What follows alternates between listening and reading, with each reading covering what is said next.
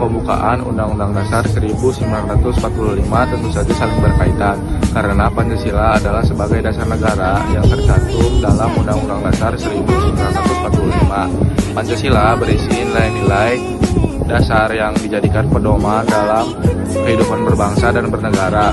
Sementara untuk pengertian pembukaan Undang-Undang Dasar 1945 adalah tujuan negara yang sejalan dengan nilai yang ada di dalam Pancasila.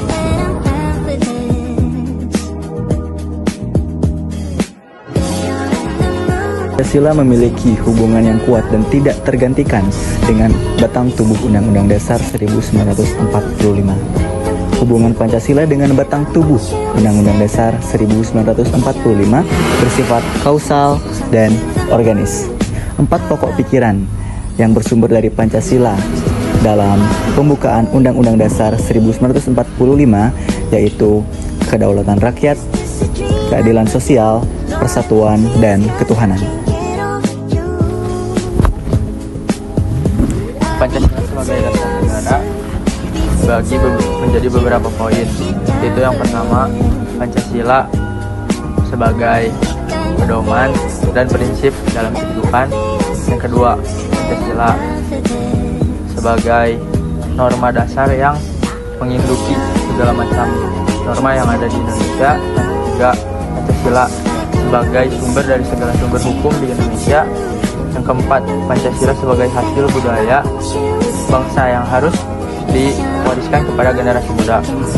Yang keempat, Pancasila sebagai suasana hati kebatinan dari Undang-Undang Dasar 1945. Dan Pancasila ditetapkan sebagai dasar negara pada tanggal 18 Agustus 1945 oleh PPKI pada sidang pengesahan Undang-Undang Dasar 1945. Implementasi Pancasila dalam bidang politik berarti kebijakan negara harus 1. Menghormati hak asasi manusia atau HAM dan kebebasan individu. Nomor kedua, menerapkan prinsip demokrasi seperti pemilihan umum yang bebas dan adil. Yang ketiga, mengembangkan sistem pemerintahan yang transparan, akuntabel, dan bebas dari korupsi. Yang keempat, meningkatkan partisipasi rakyat dalam proses pengambilan keputusan. Adapun contoh kebijakan pengimplementasian Pancasila dalam bidang politik yaitu pada Undang-Undang Dasar 1945 yang menjamin hak asasi manusia dan kebebasan individu. Implementasi Pancasila dalam bidang ekonomi berarti kebijakan negara harus 1. Meningkatkan kesejahteraan rakyat dan mengurangi kemiskinan. Yang kedua, menerapkan prinsip keadilan sosial seperti pemerataan pendapatan dan pengurangan kesenjangan sosial. Yang ketiga, mengembangkan ekonomi yang berbasis pada sumber daya alam yang berkelanjutan. Yang keempat, meningkatkan kemampuan dan keterampilan rakyat untuk meningkatkan produktivitas daya saing. Adapun contoh kebijakan pengimplementasian dalam bidang ekonomi yaitu program-program peningkatan pendapatan dan pengurangan kemiskinan seperti program Keluarga Harapan.